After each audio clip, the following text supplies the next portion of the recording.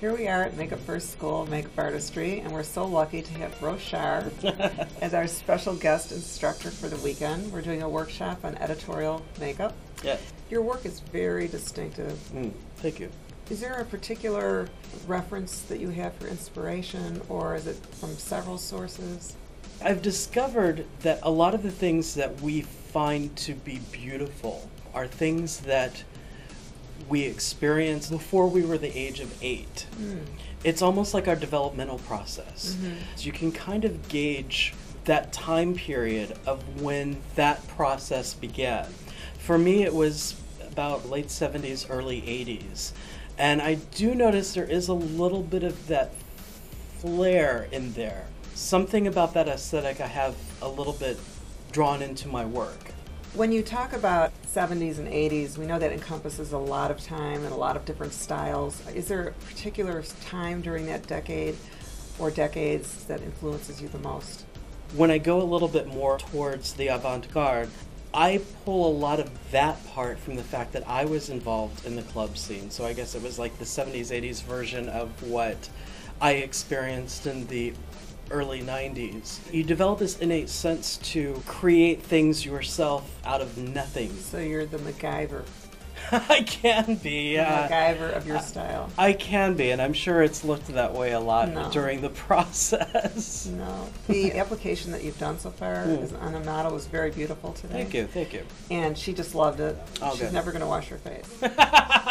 I don't know if I would advise that, but it'll probably stay on her for quite a while. It looks like it will, and I learned a lot from that. But I'm wondering from you, if you could study with anybody now, your mentor, who would that be?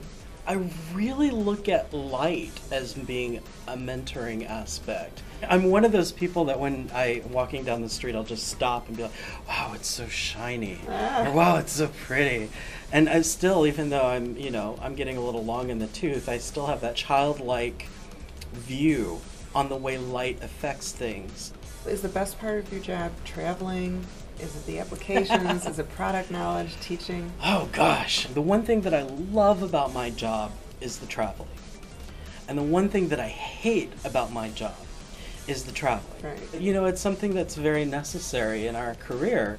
If you had any advice for students of makeup or just new freelance makeup artists, what would be the first thing that you would tell them?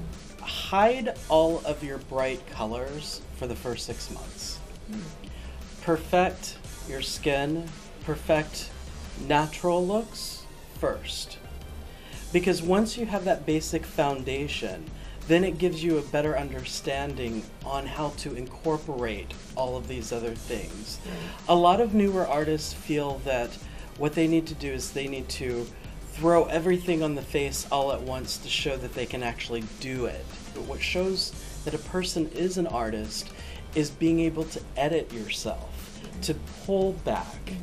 And newer artists should also understand is you can create something fantastic and brilliant and beautiful even by using regular tones. One of the first important things is to establish that. First 6 months, hide all your colors, bright colors. You heard it here at Makeup First School. Thank you, Roshar, for coming, and looking forward to our photo shoot tomorrow. Thank you so much, Jill, for having me. Yeah, and we'll see you at the makeup show. Very good. All right.